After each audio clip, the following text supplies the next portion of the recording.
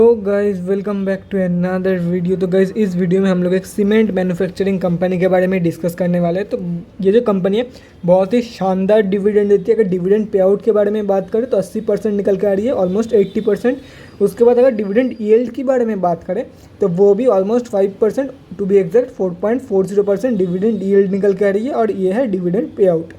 उसके बाद अगर बात करें, कंपनी ऑलमोस्ट डेट फ्री है। 20,000 करोड़ प्लस रिजर्व है कंपनी के पास, और डेट जो है वो 50 करोड़ से भी कम है कंपनी के पास। तो डेट फ्री भी बोल सकते हो, ऑलमोस्ट डेट फ्री है कंपनी। उसके बाद अगर बात करें तो गवर्नमेंट की होल्डिंग है, गवर्नमेंट बॉन्ड बोल सकते हो एक तरीके से, मतलब गवर्नमेंट की भी होल्डिंग है। DIIs की होल्डिंग इंक्रीज़ हुआ है। और अगर बात करें LIC का भी होल्डिंग है, LIC लगातार इसमें जो है स्टेक बाई कर रहा है। देखो, स्टेक बाई करने के और जगह तो नहीं है। अगर रिटेलर्स के बारे में बात करें, ऑलमोस्ट 5% जो है रिटेलर्स की, हम जैसे लोगों की पैसा लगा हुआ है स्टॉक में, तो जगह तो नहीं है। बट LIC फिर भी कोशिश कर रहा है। लास्ट क्वार्टर में LIC ने ऑलमोस्ट 1% जो है अपनी होल्डिंग इंक्रीज़ किया, तो आप लोग सोच सकते हो। उसके पहले वाला क्वार्टर में भी LIC मतलब लगातार बाइंग कर रहे हैं। जब भी मौका मिल रहा है वो लोग बाई करके मतलब अपने जो स्टेक है वो इंक्रीज़ कर रहे हैं वो लोग। अभी बात करते हैं 5 साल की सेल्स ग्रोथ के बारे में, तो वो काफ़ी कम निकल के आ रही है, लेकिन फिर भी वो पॉजिटिव में 3.84% निकल के आ रही है सेल्स ग्रोथ। और उसके बाद अगर 3 साल की रिटर्न ऑन इक्विटी के बारे में बात करें तो वो ऑलमोस्ट 8% निकल के आ रही है, 7.72% टू बी एग्जैक्ट। ये 3 साल की रिटर्न ऑन इक्विटी एंड ये जो है 5 साल की सेल्स ग्रोथ।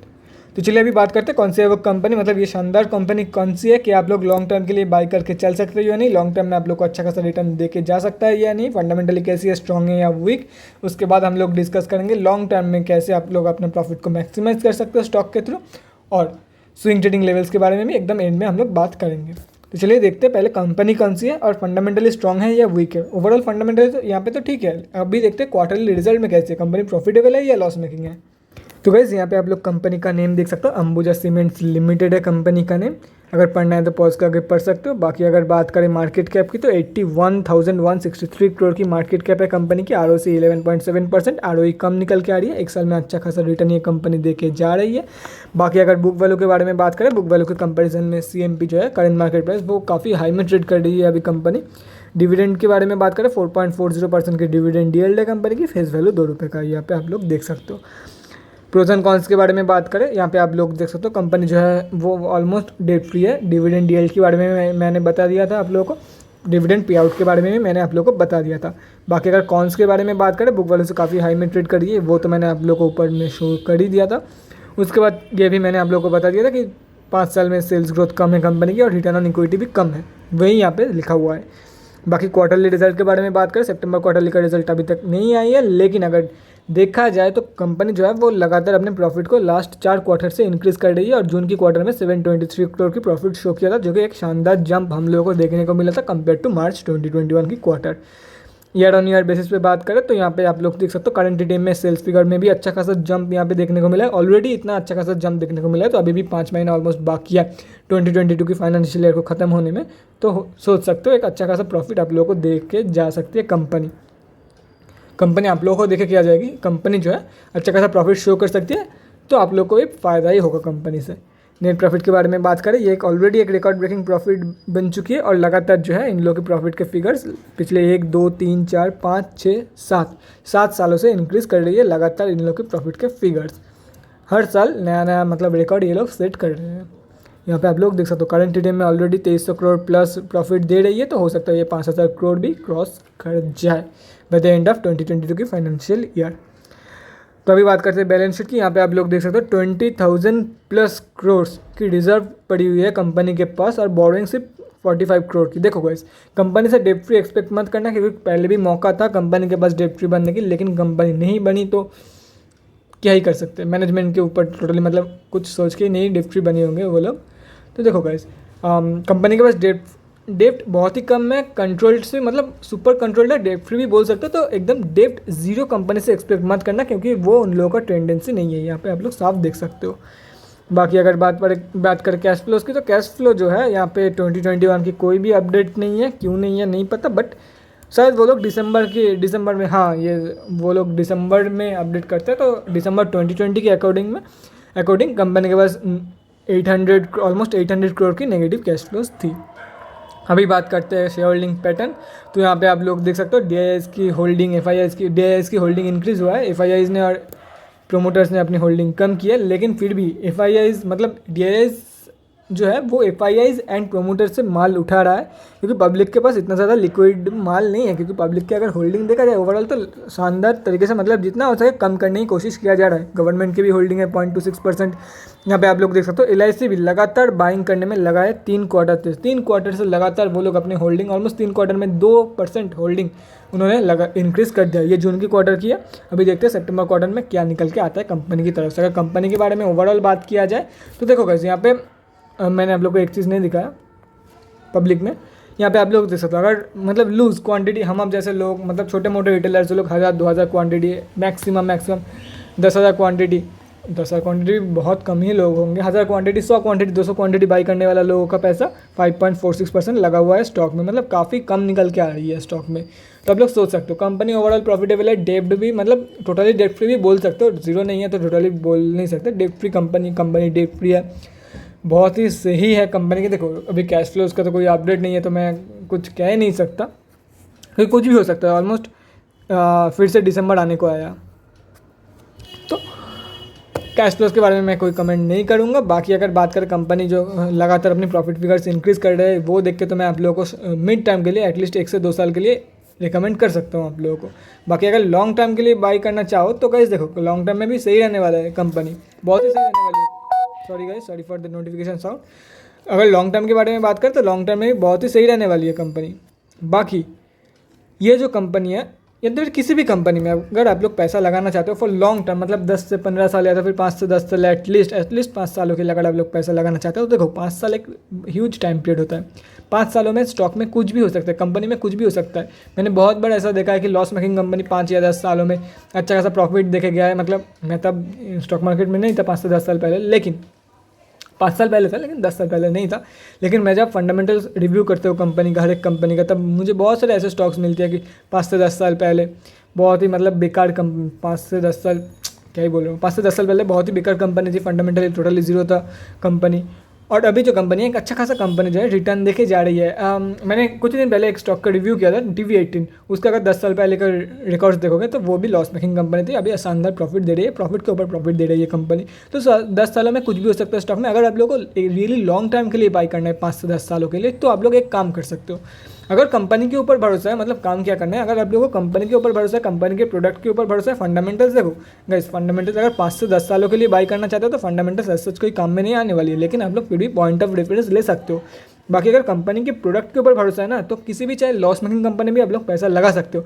अगर आप लोग को लगता है प्रोडक्ट दमदार है, प्रोडक्ट बहुत ही सही है, मार्केट में चलेगी, लेकिन अभी कोई रीज़न की वजह से नहीं चल रही है, तो कोई नहीं, वो कंपनी आप लोग को अच्छा खासा रिटर्न देके जाएगा 10 सालों में। और एक देखो कैसे एकदम बेकार, हाँ प्रोडक्ट अच्छी है, कंपनी अच्छा खासा, मतलब मान लो कि सोलर सेल बनाती है, कंपनी की मैनेजमेंट ही बेकार है। सोलर प्रोडक्ट एक अच्छा खासा प्रोडक्ट है कंपनी, मतलब अच्छा खासा फ्यूचर ब्राइट है। मान लो ईवी के ऊपर काम कर रही है, लेकिन कंपनी अगर टोटली बेकार है, कंपनी की वेबसाइट में भी जाकर रिसर्च करना है कि कंपनी अगर टोटली बेकार रहे, कि मतलब मैनेजमेंट एकदम बेकार है, डेब्ट के ऊपर डेब्ट लिए जा रहा है, तो वो सब भी आप लोगों को देखना है, फंडामेंटल्स देखना है। लेकिन कंपनी के एक बार कंपनी को देख लेना है, कंपनी क्या करती है, कैसे परफॉर्म कर रही है अभी। हाँ हो सकता है वो वाला कंपनी भी आप लोगों को अच्छा खासा रिटर्न देके चली है जिसकी मैनेजमेंट बुरी है। अभी 5 से 10 साल एक ह्यूज टाइम पीरियड होता है, मैनेजमेंट में चेंज होगा तो कंपनी भी अच्छा खासा रिटर्न देके जाएगी आप लोगों को। लेकिन अगर प्रोडक्ट अच्छी बनाती है कंपनी, फिर तो ही आप लोग एकदम ह्यूज लॉन्ग टाइम के लिए, मतलब 10 से 15 साल के लिए आंखें बंद करके इन्वेस्ट करना। अदरवाइज गाइस सब कुछ चेक करने के बाद ही इन्वेस्ट करना। अगर कंपनी के ऊपर भरोसा है, क्योंकि आप जब भी पैसा लगाते हो आप उस कंपनी पे इन्वेस्ट कर रहे हो, नॉट इन द स्टॉक। ऐसे माइंडसेट से इन्वेस्ट करो तो आप लोगों को लॉस बहुत ही कम होगा, क्योंकि आप लोग कंपनी चुनने में गलती नहीं करोगे तब, क्योंकि मैं उस कंपनी पे पैसा लगा रहा हूँ तो मुझे गलती नहीं करना है, वो सबकॉन्शियसली आप लोग के माइंड में बैठ जाता है। तो गाइस बहुत ज्ञान हो गया। अभी बात करते हैं थर्सडे को कितने क्वांटिटी में ट्रेडिंग हुआ है, मतलब कितना क्वांटिटी में सब कुछ ट्रेडिंग हुआ है, काम का जो है उसके बारे में भी बात करते हैं। तो गाइस यहाँ पे हम लोग NSE के वेबसाइट में आ चुके हैं। निफ्टी कमोडिटीज़ में कंपनी लिस्टेड है। अगर बात करें थर्सडे के बारे में 54,26,954 क्वांटिटी ट्रेड हुआ है, जिसका वैल्यू 22,279 लाख रुपीज़ के आसपास निकल कर है। ऑलमोस्ट 22,000 to 80 लाख रुपीज़ के आसपास। बाकी अगर बात करें पेंडिंग ऑर्डर क्वांटिटी की तो यहाँ पे आप लोग देख सकते हो 616 बाइंग ऑर्डर पेंडिंग है 408.75 रुपीज़ के प्राइस पॉइंट पे। डिलीवरी पोजीशन के बारे में बात करें तो ज़्यादातर लोग इंट्राडे ट्रेड्स लेना ही प्रेफर किया था compare to delivery trades Thursday के दिन, क्योंकि यह कॉमन है, क्योंकि 4 दिन मार्केट बंद रहने वाला है, 3 दिन मार्केट बंद रहने वाला है, तो कोई मतलब जितना भी लोग होता है प्रॉफिट बुकिंग कर ही लेता है फ्राइडे के दिन नॉर्मल मतलब वीकेंड पे। तो थर्सडे के दिन प्रॉफिट बुकिंग हो गया था, क्योंकि पता नहीं कब क्या न्यूज़ आ जाए मार्केट में, 3 दिन बंद रहने वाली है तो कुछ कर नहीं सकते, इसलिए लोगों ने प्रॉफिट बुकिंग कर लिया था और इंट्राडे ट्रेड से ज़्यादा लिया था compare to long term delivery position. ये आप लोग देख सकते हो। अभी बात करते हैं स्विंग ट्रेडिंग लेवल्स और लॉन्ग टर्म में जो है कैसे आप अपना प्रॉफिट को मैक्सिमाइज कर सकते हो थ्रू दिस स्टॉक। तो यहाँ पे आप लोग देख सकते हो NSE की डेली चार्ट खुली हुई है और थर्सडे को ये कंपनी 1.18% अब तक आप मतलब अगर जिसने भी इंट्राडे ट्रेड लिया होगा वो तो अच्छा खासा मालामाल हुआ ही होगा, क्योंकि अच्छा खासा रिटर्न देके गया था उस दिन। लेकिन अगर क्लोजिंग ओपनिंग प्राइस के कंपैरिजन में क्लोजिंग प्राइस के बारे में बात करें तो 1.18% अब थी कंपनी। 409 रुपीज़ के आसपास ट्रेड कर रही है। बाकी अगर बात करें यहाँ पे कोई पैटर्न दिख रहा है, आप लोग अगर पैटर्न दिख रहा है तो कमेंट सेक्शन में बता सकते हो। ये एक इनकम्प्लीट पैटर्न है, अभी कंप्लीट नहीं हुआ है, लेकिन कुछ तो पता चल ही रहा होगा। अगर आप लोग मतलब स्टॉक मार्केट में टेक्निकल्स के बारे में थोड़ी बहुत भी जानकारी रखते हो या तो फिर कुछ पता होगा अगर आप लोगों को टेक्निकल्स के बारे में, तो आप लोगों को ये पैटर्न समझ में आ जाएगी। नहीं आ रही है, अगर आ रही है तो कमेंट सेक्शन में बता दो, चीटिंग मत करना, पॉज करके बताना, मैं अभी बता देता हूँ। समझ में आया? कुछ नहीं आया गाइस, और मेहनत करो। हेड एंड शोल्डर पैटर्न बना रही है कंपनी। अगर फिर भी आप लोग को समझ में नहीं आ रहा है वो क्या पैटर्न होती है, देखो गाइस सीरियसली मैं बोल रहा हूँ, और मेहनत करने की ज़रूरत है आप लोगों को स्टॉक मार्केट में। ऐसे नहीं होगा। अगर आप लोग स्विंग ट्रेड लेना चाहते हो तो, अगर आप लोग शॉर्ट टर्म ट्रेड 3 से 6 महीने या तो फिर 1 साल 2 साल या तो फिर आप लोग होल्ड करना चाहते हो तो आप लोगों के लिए ठीक है। लेकिन अगर आप लोग स्विंग ट्रेड लेना चाहते हो तो टेक्निकल समझना बहुत ही ज़रूरी है आप लोगों के लिए। तो देखो अभी head and shoulder pattern form कर रही है।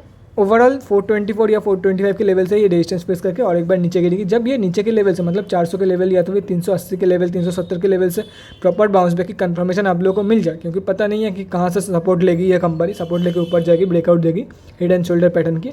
अगर जहाँ से सपोर्ट लेके मतलब देखो गाइस, हो सकता है कि head and shoulder pattern complete करने के बाद ये स्टॉक जो है वो थोड़ी सी ऊपर जाके नीचे चली जाए, हो सकता ही है। इसलिए मैं बोल रहा हूँ जब भी ये टोटली पैटर्न कंप्लीट करने के बाद, ये टोटल पैटर्न कंप्लीट करने के बाद वेट करना है आप लोगों को। अगर नीचे की तरफ जाती है तो आप लोगों को कुछ भी नहीं करना है, मतलब नीचे की तरफ अगर जाती है तो क्या ही बाई करोगे। और अगर ऊपर की तरफ जाती है तब ऊपर की तरफ जाने के टाइम पे बाउंस बैक के टाइम, बाउंस बैक कंफर्मेशन के टाइम बाई कर लेना कि हाँ एक बाउंस बैक कंफर्मेशन मिल गया, ये स्टॉक का पॉजिटिव ब्रेकआउट का कंफर्मेशन मुझे मिल गया। उसके बाद मैंने बाई कर लिया for the targets of 478, almost 479 and 506 rupees, ये 2 टारगेट्स निकल के आ रही है। तो मैंने ये क्यों ड्रॉ किया, ये अभी के लिए है। देखो गाइस, अगर आप लोग अभी कोई स्विंग ट्रेड लेना चाहते हो तो अभी 408 रुपीज़ के प्राइस पॉइंट पे बाई करके चल सकते हो फॉर द टारगेट्स ऑफ 424.5। ये कोई कंफर्म स्विंग ट्रेड तो नहीं बोलूँगा, लेकिन हाँ टू सम एक्सटेंट कंफर्म है। अगर ये कंपनी जो है ये पैटर्न फॉर्म करती है, हेड एंड शोल्डर पैटर्न जो कि ऑलमोस्ट फॉर्म हो चुकी है, अगर ये पैटर्न फॉर्म करती है तो 424 के प्राइस पॉइंट ये कंपनी दिखाएगी, या तो फिर इससे नीचे से भी लौट सकती है। इसलिए मैं नहीं बोल रहा हूँ कंफर्म ट्रेड है कि 424 अचीव कराएगी, क्योंकि ये हो सकता है, ये हुआ, ये हो सकता है, ये जो कंधा है ये थोड़ी छोटी रह गई, ये हो सकता है। इसलिए मैं बोल रहा हूँ, लेकिन फिर भी आप लोग एक स्विंग ट्रेड ले सकते हो। अभी बात करते हैं जो लोग लॉन्ग टर्म के लिए बाई करना चाहते हैं, तो 380 से 400 रुपये के लेवल एक बहुत ही सही एंट्री रहेगा उन लोगों के लिए। देखो गाइस, अगर नीचे के लेवल पे ब्रेकआउट होती है, मतलब नीचे की तरफ ब्रेकआउट होती है तो आप लोग को एक अच्छा खासा पोजीशन मिल जाएगा एंटर करने के लिए। अगर ऊपर की तरफ ब्रेकआउट होती है तो वेट कर जाओ आप लोग, नीचे की तरफ जब आएगी 380 से 400 के बीच में एक बहुत ही सही एंट्री रहेगा आप लोगों के लिए। बाकी अगर 400 के लेवल पे नहीं मिलता है आप लोगों को तो जितना हो सके 400 के करीब बाई करने की कोशिश करो। ये हो गया लॉन्ग टर्म के लिए कैसे आप लोग जो है अपना प्रॉफिट मैक्सिमाइज कर सकते हो। तो स्विंग ट्रेडिंग लेवल्स भी मैंने आप लोगों को बता दिया। तो guys that's it for this video. अगले वीडियो में मिलते हैं guys. Thanks for watching and keep supporting, bye guys. और अगर आप लोगों के मन में कोई भी डाउट या क्वेरी है स्टॉक मार्केट या किसी भी स्टॉक से रिलेटेड तो कमेंट सेक्शन में कमेंट करके मुझसे पूछ सकते हो। मेरे इंस्टाग्राम का लिंक आप लोगों को डिस्क्रिप्शन बॉक्स में मिल जाएगा, जाके वहाँ पर भी मुझे डीएम कर सकते हो for an 1-on-1 conversation. Thanks again for watching guys, bye guys and stay safe.